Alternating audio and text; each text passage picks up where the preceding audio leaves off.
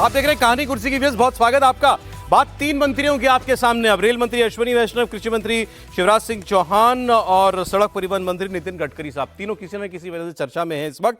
मैं पहले आपको बताता हूं, शिवराज सिंह चौहान की बात आज पार्लियामेंट में बोले हैं और सुना है बहुत धोया कांग्रेस पार्टी को उन्होंने। शिवराज सिंह चौहान जी भी आज बड़े तैश में बोले हैं। तो पार्लियामेंट में आज ऐसा क्या वाकया हो गया था जिस पर शिवराज जी ने जवाब दिया, कांग्रेस पार्टी को आईना दिखाया, देखते हैं। माननीय उपसभापति जी,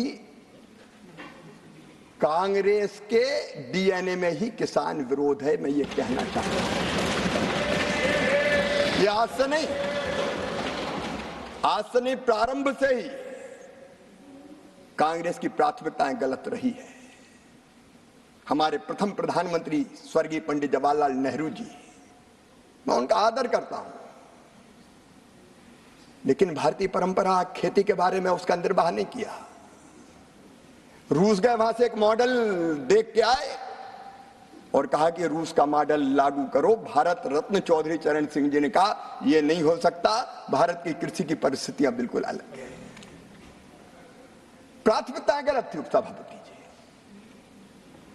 17 वर्ष तक उन्होंने प्रधानमंत्री जी के पद को सुशोभित किया, लेकिन तब क्या होता था? अमेरिका से PL 480 सड़ा हुआ लाल गेहूं भारत को खाने पर विवश और मजबूर होना पड़ा। अभी सरकार लग रहा है कि अब कुछ बाकी नहीं रखना चाहती है, सब हिसाब किताब बराबर कर देना चाहती है। अब इसीलिए देखिए शिवराज जी भी बोले, आज नेहरू जी तक पहुंच गए कि किसान विरोध डीएनए में है कांग्रेस पार्टी के। हर्षवर्धन जी, नहीं देखिए, मुझे तो कई बार ये लगता था कि कहीं सब कुछ बहुत ज़्यादा, जिसको कहते हैं ना कि सेंट्रलाइज्ड हो जाता है, तो उसका नुकसान होने लगता है। प्रधानमंत्री नरेंद्र मोदी जब आए थे तो इस देश के करोड़ों लोगों की इच्छा आकांक्षा, जो लगता था कि भ्रष्टाचार, जो लगता था कि एक वर्ग है, जो लगता था कि परिवारवादी हैं, उन सब के खिलाफ कुछ हो ही नहीं रहा, एक नेता चाहिए, वो उभर कर आए। लेकिन अचानक ऐसा लगने लगा कि अरे मोदी जी बोलेंगे तभी वो तय होगा, मोदी जी कहेंगे तभी वो बात सुनी जाएगी। अब उसका नुकसान क्या हुआ? आपके पास जो बहुत कुछ कहने के लिए था वो आप नहीं कह पा रहे थे। और इसका दूसरा क्या पहलू है, जब आप हमेशा प्रधानमंत्री को ही 1 घंटे, 1.5 घंटे, 2 घंटे बोलते हुए सुनते हैं तो शायद वो मारक धार जो होती है वो भी कम हो जाती है। अब लग रहा था कि पूरी महफिल राहुल गांधी लूट ले जाते हैं, जबकि ये तो सच है ना कि इस 10 साल की सरकार ने डेवलपमेंट के पैमाने पर, एग्रीकल्चर के पैमाने पर, सबसे बड़ा बजट है एग्रीकल्चर का। लगातार जो रूरल और एग्रीकल्चर सेक्टर को कहें तो सबसे बड़ा बजट है। सबसे ज्यादा जो अनुसूचित जाति, जनजाति, पिछड़े वर्ग के लोगों के लिए सबसे ज्यादा काम किया और real empowerment of the society अगर कहें तो इस सरकार ने किया। गरीबी से बाहर लाने का काम इस सरकार ने किया। सबसे ज्यादा MSP इस सरकार ने दिए और दायरा भी बढ़ा दिया फसलों का। अब उसके बाद भी जब आप आरोप लगाते हैं तो जरूरत थी आक्रामक होने की। अब ये वो दिख रहा है कि सरकार को समझ में आ गया कि इससे बात बनने वाली नहीं। अब आपको उनके जो हमले हैं, उन हमलों का जवाब आपको ठीक से देना पड़ेगा। ठीक से देने का मतलब क्या? आप कहां खड़े थे, आप क्या करते थे, आज हमने क्या किया है, और देश की उस जनता को बताना कि आपके लिए हमने जो जो किया अब वो छीनना चाहते हैं। एक OBC प्राइम मिनिस्टर, और ये जो एग्रीकल्चर मिनिस्टर बोल रहा था ना, ये भी OBC है, वो भी OBC, ये भी पिछड़ी जाति का है। शिवराज सिंह चौहान न समझिएगा कि वो मच्चू को चौहान वाले कोई राजपूत हैं या कुछ हैं, ये भी बड़ा भ्रम हो जाता है। शिवराज सिंह चौहान भी OBC हैं और आज से नहीं है, कब से हैं?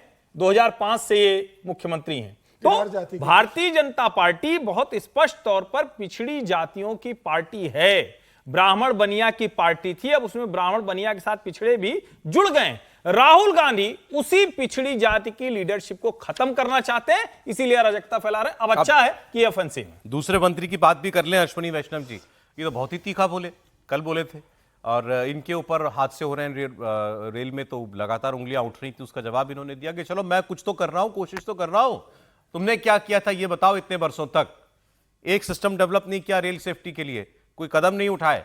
हमने बजट भी दिया, काम करने की भी कोशिश कर रहे हैं और लगा देंगे पूरी रेल में, ये उन्होंने जवाब दिया था। बहुत सारे विषयों पर बोले थे, लेकिन अश्विनी वैष्णव चूंकि वैसे बड़े शांत, सौम्य, सरल इस टाइप के व्यक्ति हैं, वैसे भी आप इनसे बात कीजिएगा, अगर केवल ये नहीं कि मतलब टीवी पर, वैसे भी कोई बात कीजिए तो बहुत ही आसानी से आपकी बात सुनेंगे, बड़े प्यार से जवाब देंगे। तो ऐसा आदमी जब तैश में आके बोलता है तो और नोटिस होता है। के स्वर पर बात करते हैं, सप्तम स्वर में तो बिल्कुल है ही नहीं, कहीं पहली बार सुना। सुनते हैं जरा।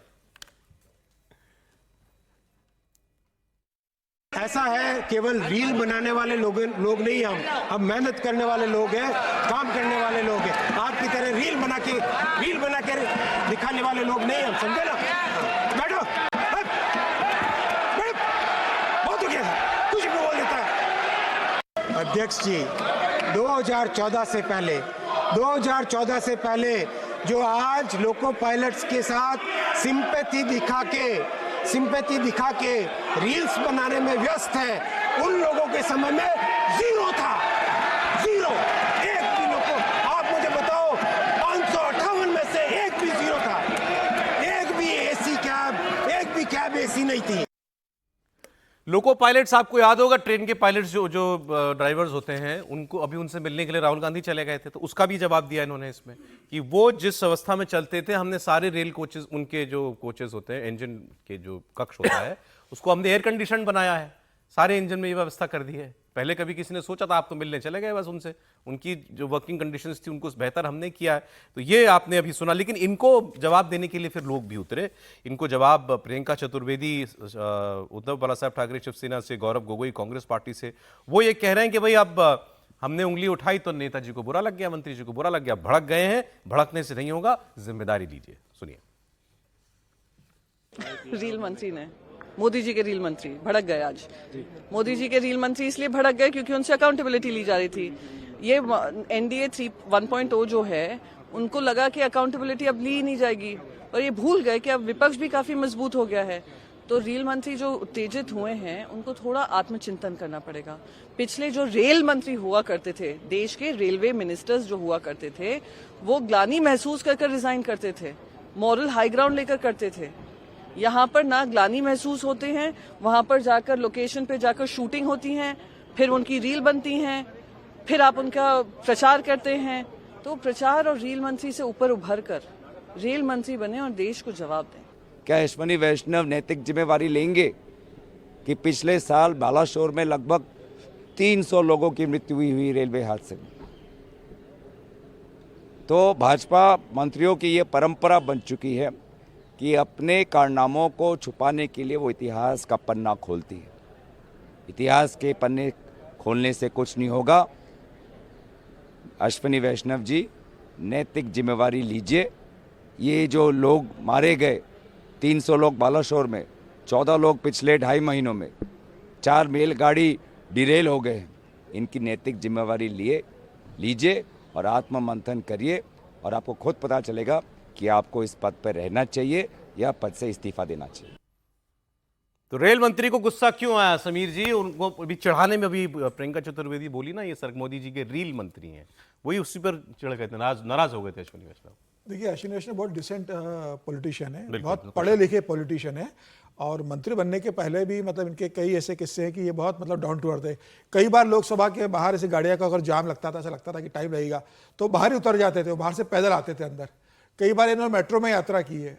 अभी भी मंत्री बनने के बाद, पहली बार जब मंत्री बन रहे, उसके बाद भी कई बार ये मेट्रो से गए, और इतने सहज सरल, इनका संपर्क सबसे इतना अच्छा है कि जब उड़ीसा से राज्यसभा चलने की बात चली तो नवीन पटनायक ने इनके नाम पर समर्थन किया कि भाई मैं इनको समर्थन दूंगा, और उन्हीं के समर्थन से राज्यसभा भी ये गए। पढ़े लिखे आदमी, और बड़े मंत्रालय इनके पास है, इनके पास रेलवे है, इनके पास IT है, इनके पास सूचना और प्रसारण मंत्रालय जैसा बड़ा मंत्रालय इनके पास अश्विनी वैष्णव के पास है, और बड़ा परफॉर्म किया इन्होंने। लेकिन अब मुझे लग रहा है कि मंत्री बने हैं तो कोई आरोप लगा रहा है, तो लोकसभा में आपको एक नेता के रूप में, अगर विपक्ष लगातार आपके गलत डाटा दे रहा है, आप भ्रम की स्थिति उत्पन्न कर रहा है, तो आपको अपनी बात को गंभीरता से, जोर से और आवेश में आके कहना होगा। आप शांत रूप से कहोगे तो विपक्ष को लगेगा कि मंत्री जी के पास जवाब नहीं है। तो मुझे लग रहा है कि जरूरी था उनको इस बात को बताना कि कांग्रेस और विपक्ष बार बार इस बात का जिक्र कर रहा है कि इनके कार्यकाल में रेल दुर्घटनाएं ज्यादा हुई है। वो पूरा इतिहास बता रहे थे कि रेलवे के सुधार के लिए किस सरकार ने कितना काम किया। प्रधानमंत्री मोदी ने जिन्होंने रेल का बजट बढ़ाया, भले अलग रेल से बजट नहीं किया, उसको मेन बजट में शामिल कर दिया, लेकिन रेलवे के लिए जो प्रधानमंत्री मोदी ने किया, अब तो बुलेट ट्रेन आ रही है, वंदे मातरम हुआ है, रेलों के आधुनिकीकरण के लिए और रेलवे की सुरक्षा के लिए, यात्रियों की सुरक्षा के लिए और रेलवे की सफाई के लिए जितना 2014 से हुआ है, ये पूरा देश लग गया कि अब इस पार्लियामेंट में, इस माहौल में शांत रह करके कुछ बिल्कुल। और आपको बताना पड़ेगा ना, विपक्ष बार बार अगर उस बात को उठा रहा है तो आपको गुस्से में, आवेश में आके ऊंची आवाज में बताना पड़ेगा, तभी विपक्ष समझेगा। प्रधानमंत्री मोदी ने तो कहा था कि जो जिस भाषा में समझेगा उसे उस भाषा में समझाया जाएगा। तो मुझे लग रहा है वैष्णव जी भी उसी भाषा में विपक्ष को समझा रहे थे जिस भाषा में वो समझना चाहते थे। हाँ सर, मैं कह रहा हूँ कि जनरली कहा जाता है कि बेस्ट डिफेंस इज ऑफेंस, ठीक बात। जिसे आप कह रहे हैं कि शांति से नहीं बोलते, तो जब जोर से बोलते हैं तो सुनाई देता है। लेकिन जो दोनों बातें हुई, रेल मंत्री कह रहे हैं प्रियंका जी और तरुण गोगोई जो है, गौरव गोगोई जो कह रहे हैं वो भी सच है, दोनों बातें सच है। रेल मंत्री अश्विनी वैष्णव के और प्रधानमंत्री इस सरकार के 10 साल में रेलों को लेकर बहुत काम हुआ, बहुत सारा बदलाव भी आया, रेलवे स्टेशन को लेकर, ट्रैक्स को लेकर। लेकिन ये भी सच है कि लगातार दुर्घटनाएं हो रही हैं, दुर्घटनाएं नहीं रुकी। ये दोनों चीज़ों का आप ये नहीं कर सकते कि अच्छा अब आप काम कर रहे हैं तो आप छोड़ो, बाकी चीज़ें साथ सौ खून माफ है, ऐसा नहीं हो सकता।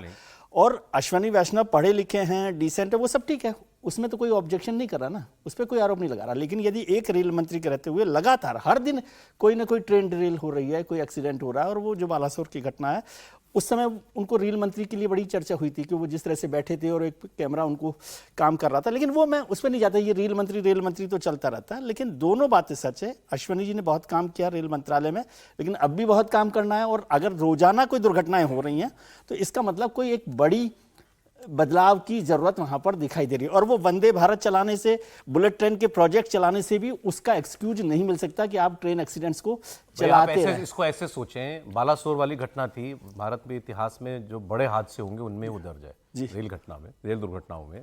उसके बाद भी इनको वही चार्ज दिया गया। हाँ, तो मैं कह रहा हूँ ना, इसलिए मैं कह रहा हूँ कि तीसरे दोनों मंत्रिमंडल में, इसलिए मैं कह रहा हूँ कि उनका बात ठीक है कि वो काम लगातार कर रहे हैं, दोनों बातें अच्छी है। बल्कि मुझे लग रहा है कि वो ओवरबर्डन्ड है इस समय, क्योंकि रेल मंत्रालय ही अपने आप में एक बड़ा मंत्रालय होता है, बहुत भरोसा करते हैं, तो जितनी जिम्मेदारियां और इनके ऊपर है सूचना उससे साफ पता प्रसारण चलता है। मंत्रालय है, तीनों बड़े मंत्रालय एक साथ IT, देना भी एक ओवरबर्डन भी हो जाता है ना। इलेक्ट्रॉनिक्स, तो वो ओवरबर्डन भी आप हो जाते हैं ना। जबकि रेल मंत्रालय इतना बड़ा है कि एक जमाने तक तो आप बजट ही अलग रखते थे, रेल बजट, रेल मंत्री तो छोड़िए, रेल बजट भी अलग होता था। लेकिन अब बहुत सारे बदलाव हुए हैं। बात और सर, रेल मंत्रालय में जितने मंत्री बदले गए 2014 से लेके, किसी विभाग में इतना नहीं हुआ। पहले सदानंद गौड़ा सबसे पहले बने, सबसे पहले सुरेश प्रभु बने, सदानंद गौड़ा बने, उसके बाद पीयूष गोयल आए और उसके बाद ये आए। तो लगातार प्रधानमंत्री मोदी का इस बात पे फोकस है कि भाई रेलवे के अंदर बेहतर काम होगा। कोई मंत्री नहीं कर रहा है तो प्रधानमंत्री मोदी ने इसे बदला है, रेलवे के आधुनिकीकरण के लिए, रेलवे के इंप्रूवमेंट के लिए, रेलवे की आवाजाही करने के लिए, समय से ट्रेन चले, दुर्घटनाग्रस्त न हो और सारा सुरक्षित रेलवे की यात्रा हो। हिंदुस्तान की तीसरे मंत्री की बात भी बता देता हूं, वो नितिन गडकरी जी हैं। वो क्यों चर्चा में है, वो इन दोनों मामलों से अलग मामले थे एक्चुअली। उन्होंने एक चिट्ठी लिखी निर्मला जी को कि जो इंश्योरेंस पर जो जीएसटी लगता है, जो हम और आप लाइफ इंश्योरेंस लेते हैं, मेडिकल इंश्योरेंस लेते हैं, हेल्थ इंश्योरेंस लेते हैं, उस सब पर जीएसटी ना लगे। अच्छा, ये कोई इतनी छोटी बात नहीं थी कि एक चिट्ठी से हो जाएगी कि कोई किसी की सिफारिश करवाई उन्होंने और मंत्री जी देख लेंगे, ऐसा नहीं है। ये एक किस्म का पॉलिसी मैटर है और ये जीएसटी काउंसिल डिसाइड करेगी। ये उतना बड़ा मैटर है कि जैसे लोग कहते हैं ना कि भाई ये तेल को क्यों नहीं ले आते आप लोग, पेट्रोल डीजल को जीएसटी के दायरे में क्यों नहीं ले आते, तो ये जीएसटी काउंसिल में ही तय हो सकता है और कहीं नहीं, जिसमें सारे प्रदेशों के वित्त मंत्री बैठेंगे और खुद निर्मला सीतारमण जी बैठेंगी। ये फैसला भी वही होगा कि इंश्योरेंस के ऊपर जीएसटी लगे या नहीं लगे। तो अब इसका बात जो आगे बढ़ाई, इसको विपक्ष ने यहाँ पकड़ लिया, हाथों हाथ लिया और कहा कि अब देखिए तो मंत्री है, एक मंत्री दूसरे मंत्री को सोशल मीडिया के जरिए बता रहा है, मतलब अब तो सोशल हो गए ना, क्योंकि मतलब उन्होंने तो प्राइवेट चिट्ठी लिखी, लेकिन अब वो बता रहे हैं कि भाई इस पर ये जीएसटी आप वापस ले लो, ये करवाना था तो आप पहले करवा लेते, बजट से पहले करवा लेते, तो कुछ बात भी होती है, चिट्ठी लिखने से क्या होगा। तो इस पर भी थोड़ी सी राजनीति चली। अब नहीं तो लोग उनसे मिलने आया है, उन्होंने एक पत्र लिख के, भाई जो हम लोग भी बहुत सारे काम जाते हैं मंत्रियों के या किसी को लेकर के, तो पहला काम तो पत्र लिखना होता है, फिर फोन करते हैं कि भाई एक लेटर भेज रहा हूं, इस पर जरा ध्यान देना। वो एक मांग रही है कि लोगों को प्रीमियम कम लगे ताकि ज्यादा से ज्यादा लोग हेल्थ इंश्योरेंस कराएं। अब वो सही है गलत है उस पर बहस हो सकती है, लेकिन अब विपक्ष को तो इशू बनाना है, इशू बना रही है विपक्ष के भैया देखो मंत्रियों में कम्युनिकेशन नहीं है। अभी तक तो ये आरोप लगा कि नहीं, मुझे नहीं मालूम है कि किसी इंश्योरेंस कंपनी की लॉबी तो नहीं कर रहे हैं वो, हो सकता है आने वाले समय में ये भी देश में आरोप लग जाए। लेकिन इस समय ओवरऑल जो आपने भी कहा, इन्होंने कहा कि जो संसद का जो स्वरूप है कि बगैर मतलब ऊंची आवाज तो मेरी समझ में आती है, लेकिन ये जो कहें गुस्से और आवेश में बोलना है, मैं थोड़ा उससे सहमत नहीं हूं। आप शांत तरीके से भी तथ्य और तर्क के साथ बात रख सकते हैं।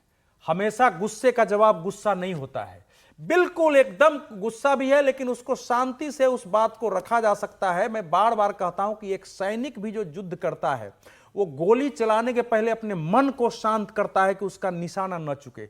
अगर वो अशांत और गुस्से में आ जाएगा तो उसकी गोली बाएं से दाएं चली जाएगी। इसलिए भारतीय जनता पार्टी की भी इसमें पहचान है कि जितने चिढ़ाने के बावजूद, उत्तेजित होने के बावजूद आप कैसे उत्तर देते हैं। क्योंकि अश्विनी वैष्णव साहब ने जो उत्तर दिया है, जो अभी सवाल उठा रहे थे, ये बहुत हो गया, बैठो बैठो। ना वो तो किया, लेकिन उन्होंने आंकड़े दिए है ना कि आप तो जब 0.24 होता था 2.9 तो आप ताली बजाते थे। हमने दुर्घटना 0.3 कर दिया, आपने ताली लगाया। आपके यहाँ कमेटी बनी, उसने सारा कुछ किया कि कवच लगाना है, एक आपने छुआ नहीं। हमारे यहाँ उस रिपोर्ट को पढ़ के हमने लगाया है।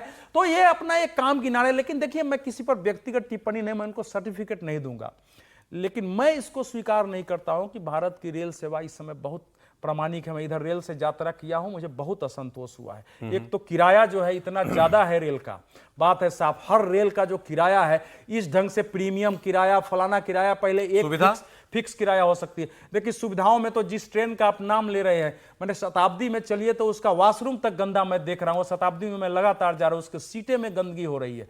तो इसीलिए कम से कम यात्रियों की सुख सुविधा पर थोड़ा सा बाकी आप जरूर करिए, अच्छे ट्रेन निकालिए, लेकिन वो होना चाहिए। लेकिन विपक्ष इसको उस इशू नहीं बना रहा है। सर इशू बन गया हमारा महाराष्ट्र में। ठाकरे साहब ने बोल दिया है कि अब तो यहां मैं या देवेंद्र फडणवीस। ये बात बड़ी फिल्मी स्टाइल है, लेकिन कही है उन्होंने। नाराजगी थी दरअसल। उन्होंने कहा कि ये मुझे और आदित्य को, दोनों को, पिता पुत्र को, हम दोनों को जेल में डालने की साजिश कर रहे हैं। देवेंद्र फडणवीस उप मुख्यमंत्री हैं और कुछ लोग मानते हैं कि डिफैक्टो चीफ मिनिस्टर भी हैं। वो कह रहे हैं कि सीधे ये तो मुझे जेल में डालना चाहता है, ये रहेंगे या मैं रहूंगा। उद्धव ठाकरे की बात सुनाते हैं आपको। अगदी त्या अनिल देशमुखांनी सांगितले की कसं मला आणि आदित्यला तुरुंगात टाकण्यासाठी या फडणवीसाचे डाव होते। सगळं मी सहन करून जिद्दीने उभा राहिलेला आहे। तर तू तरी राहशील तर मी तरी राहील।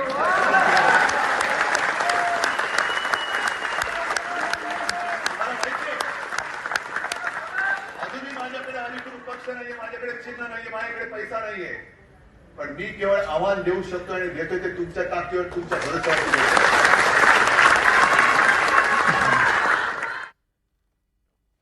समीर जी बताएंगे, आप तो मुझे कहते थे इन दोनों के रिश्ते बड़े अच्छे हैं। रिश्ते अच्छे, लेकिन उद्धव ठाकरे किसकी बात पे उद्धव ठाकरे जो बयान दे रहे थे, जो बोल रहे थे, ये पार्टी की बैठक थी, वो बांद्रा में रंग शारदा हॉल में इनकी बैठक हो रही थी। अनिल देशमुख ने अभी कहा कुछ दिन पहले कि मुझे देवेंद्र फडणवीस के आदमी आए थे और वो कह रहे थे कि आप इस एफिडेविट पे साइन कर दो, हमें आदित्य ठाकरे और उद्धव ठाकरे को जेल भेजना है। अब उनकी बात को सही मान रहे थे, वही अनिल देशमुख तो वही है ना जो 100 करोड़ रुपए वसूली के लिए जेल में गए थे। पूर्व गृह मंत्री जो जेल में गए थे 100 करोड़ की वसूली के लिए, राष्ट्रवादी कांग्रेस, शरद पवार के बड़े करीबी रहे वो। तो उनकी आरोप जो उन्होंने देवेंद्र फडणवीस लगाया, और देवेंद्र फडणवीस के कारण तो अनिल देशमुख जेल में गए। तो विदर्भ की लड़ाई, अनिल देशमुख विदर्भ से आते हैं, देवेंद्र फडणवीस विदर्भ से आते हैं। तो अनिल देशमुख को लगा कि अब शरद पवार तो इतनी मदद करेंगे नहीं, तो मैं उद्धव ठाकरे को इसमें घसीटता हूं। तो उन्होंने एक कहानी कर दी। उद्धव ठाकरे ने उसको सही मान लिया कि मुझे जेल भेजने की कोशिश हो रही थी, तो उन्होंने इस पर रिएक्ट करा हुआ है। मुझे नहीं लगता कि देवेंद्र फडणवीस और इसके अंदर इतना है, लेकिन जिस अनिल देशमुख ने कहा और जिस तरीके से उद्धव ठाकरे ने लगातार आक्रामक रुख अख्तियार किया, उन्होंने सिर्फ देवेंद्र फडणवीस के नहीं कहा, उन्होंने नरेंद्र मोदी के लिए भी इस बात का जिक्र किया। उन्होंने कहा कि नरेंद्र मोदी में बहुत गर्मी है, लोकसभा में तो आधी गर्मी हमने उतार दी, विधानसभा में चुनाव में आ जाए, बाकी बची हुई गर्मी हम महाराष्ट्र के अंदर उतार देंगे। और अब महाराष्ट्र के अंदर एक शिवसैनिक गुजरात बनाम महाराष्ट्र की एक लड़ाई शुरू कर रहे हैं। और मुझे तो परसों जो खबर आ रही है, गंभीर है, ये बड़ी गंभीर समस्या आ रही है कि जो शाखा प्रमुख है उद्धव ठाकरे के लोग, वो लोकल बात पे ये कह रहे हैं कि गुजराती दुकानदार होगा तो उसे सामान नहीं लेना है, मराठी ढूंढो उसको दुकान से सामान लो, गुजराती दुकानदार से अपने को काम नहीं कराना है। ये एक तरह का जो सेंटीमेंट जमीन पे जा रहा है महाराष्ट्र बनाम गुजरात का, मुझे लग रहा है ये एक बहुत ठीक नहीं है। लेकिन अब उद्धव ठाकरे को उस बात का मालूम है कि जिस तरीके से उनका वहां प्रदर्शन रहा है और उनको संभावना लग रही है कि मैं आने वाले समय में महाराष्ट्र मुख्यमंत्री 90 दिन बाद बन जाऊंगा, तो वो इस लड़ाई को और तेज करना चाहते हैं। वो बताना चाहते हैं कि मैं नरेंद्र मोदी में जितना हमला बोलूंगा उतना मेरा वोट बैंक मेरे साथ जुड़ेगा और मेरे मुख्यमंत्री की संभावना ज्यादा बनेगी। आपको वो सारी कोशिशें जो भी कहानियां थी कि भाई देवेंद्र फडणवीस भाजपा साहब, माफ कीजिएगा, ठाकरे और भाजपा साथ आ सकते हैं, खत्म। देखिए लोकसभा चुनाव में अगर भारतीय जनता पार्टी बहुत बेहतर प्रदर्शन करती है और उद्धव ठाकरे का प्रदर्शन बहुत कमजोर होता, तो इस बात की संभावना विधानसभा के पहले उद्धव ठाकरे नरम पड़ जाते, मुझे लग रहा है। लेकिन जिस तरीके से लोकसभा के चुनाव के परिणाम आए, अब उद्धव ठाकरे को यह लग रहा है कि मेरा मुख्यमंत्री बनना लगभग तय है, अगर यही परिणाम विधानसभा में कन्वर्ट हो जाते हैं तो मैं मुख्यमंत्री बन जाऊंगा। उन्हें मुख्यमंत्री बनने की संभावना दिख रही है और विपक्ष की तरफ से वो अकेले निर्विवाद नेता मुख्यमंत्री बनने के। अगर भाजपा के साथ जाएंगे तो क्या भाजपा उनको मुख्यमंत्री बनाती? जिस भाजपा ने 2.5 साल के लिए उनको कमिट नहीं किया था, उस झूठ के आधार पर उद्धव ठाकरे अड़े रहे, सरकार चली गई, पार्टी टूट गई, भारतीय जनता पार्टी के साथ वो गठबंधन टूट गया, वो मुख्यमंत्री बनने के लिए अड़े रहे 2.5 साल के लिए, तो क्या वो इस बात पे चले जाते कि भारतीय जनता पार्टी ने मुख्यमंत्री बना देगी? ये सवाल ही नहीं उठता कि भारतीय जनता पार्टी ने मुख्यमंत्री के रूप में लेके अब जो कुछ गठबंधन नया अगर बनेगा तो वो विधानसभा चुनाव जैसे परिणाम आएंगे उसके आधार पर नए समीकरण देखने को मिल सकते हैं महाराष्ट्र में। विजय जी, बिल्कुल ठीक बात है। लोकसभा चुनाव के नतीजों ने उनकी थोड़ी सी जो जोश है बढ़ा दिया, गर्मी में नहीं कह रहा, जोश बढ़ा दिया है। और वो अब विधानसभा चुनावों में उनको लग रहा है कि जो महाविकास आघाड़ी है उनके मुख्यमंत्री पद के दावेदार उम्मीदवार वही हैं और वो अब बहुत समय करीब आ गया। और ये तो साफ, ये भारतीय जनता पार्टी को बनाना होता तो वो 25 साल की दोस्ती क्यों खत्म करते? उप मुख्यमंत्री बनाना होता है और उप मुख्यमंत्री बनने के लिए तो उद्धव जी नहीं आए हैं। एकनाथ शिंदे के वक्त भी मैं यही कह रहा था, जब एकनाथ शिंदे तोड़कर आए थे तो सब लोग कह रहे थे कि भारतीय जनता पार्टी का चीफ मिनिस्टर होगा, तो तब भी मैंने कहा कि Eknath Shinde deputy chief minister बनने के लिए यहाँ नहीं आ रहे। तो उस समय भी ये तय हुआ, जब एकनाथ शिंदे चीफ मिनिस्टर बनने के लिए वहां रहते हैं तो उद्धव ठाकरे को आप सोच रहे हैं कि वो उप मुख्यमंत्री बनना चाहते हैं भारतीय जनता पार्टी। लेकिन गर्मी वाली बात, मतलब गर्मी तो खूब हो रही है, वैष्णव जी गर्मी में बोल रहे हैं या ठाकरे जी गर्मी में बोल रहे हैं? नहीं, मुझे लगता है गर्मी राजनीति का सबसे जिसको कहें कि महत्वपूर्ण और स्थायी भाव है और ये होना ही चाहिए। अगर आप में गर्मी नहीं है तो फिर क्या मतलब है, फिर राजनीति में क्या है, वो कुछ और काम करो। लेकिन एक बात जरूर है कि जी नौकरी कीजिए फिर। हाँ, नौकरी करिए, ठीक बात। गर्मी का मतलब आप गुस्से कहें, उष्णता कह रहे हैं कि आप क्या? हाँ, मतलब ठीक बात। गर्मी, गुस्सा से गर्मी नहीं होती। हाँ, गर्मी तो एक वो उष्णता। अभी देखिए महाराष्ट्र की जो स्थिति है उसमें उद्धव ठाकरे भले देवेंद्र फडणवीस से कह रहे हैं कि या देवेंद्र रहेंगे या मैं रहूंगा, लेकिन इसको कई बार कहा जाता है कि उस शब्द के पीछे की ध्वनि क्या है उसको सुनना चाहिए। वो दरअसल एकनाथ शिंदे को संदेश दे रहे हैं। देवेंद्र फडणवीस महाराष्ट्र की राजनीति के सबसे बड़े नेता हैं, अब इसमें कोई बहस नहीं है जी। अभी सीएम कॉन्क्लेव हुआ तो डिप्टी सीएम होने के बावजूद देवेंद्र फडणवीस पहली कतार में थे, जिस स्थान पर बैठे थे वो दिखा रहा है कि उनका महत्व क्या है। एकनाथ शिंदे ने जिस तरह से उद्धव ठाकरे के सामने बड़ी चुनौती पेश की है लोकसभा के चुनाव में, वो उनके लिए बहुत बड़ा संकट है। और देखिए जहां वो खड़े हैं, जब तक हाथ न मिल जाए, जब तक इधर से डील न हो जाए, तब तक तो उनको इतना ही तीखा होना पड़ेगा, इससे कम में गुंजाइश नहीं होने वाली।